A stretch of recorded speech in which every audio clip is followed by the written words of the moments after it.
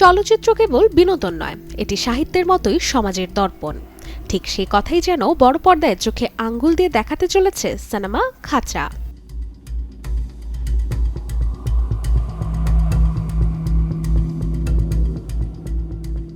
ছবির কেন্দ্রবিন্দুতে রয়েছে টিয়াবন নামের এক গ্রাম।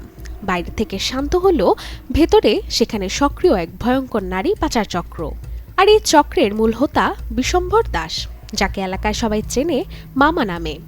তার সঙ্গে সমানভাবে জড়িত তার প্রথম স্ত্রী মীনাক্ষী, সবার পরিচিত মামি। বছরের পর বছর ধরে চলা এই অমানবিক ব্যবসার শিকার হয় গ্রামের সাধারণ মানুষ। অন্যদিকে এই গ্রামে বাস করে কমলেশ। একদিন তার দিদিকে তুলে নিয়ে যায় পাচার চক্রের লোকজন। মা প্রতিবাদ করতে গিয়ে রহস্যজনকভাবে হয়ে যায় নিখোঁজ। সেখান থেকেই শুরু হয় কমলেশের একক যুদ্ধ, অপরাধের বিরুদ্ধে, অন্ধকারের বিরুদ্ধে, আর নিজের পরিবারের ন্যায় বিচারের জন্য। তবে কি শেষ পর্যন্ত সত্য আসবে সবার সামনে? ভাঙবে কি এই ভয়ঙ্কর চক্রের খাঁচা?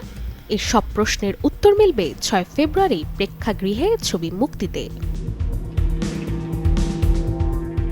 Desk report, channel 24।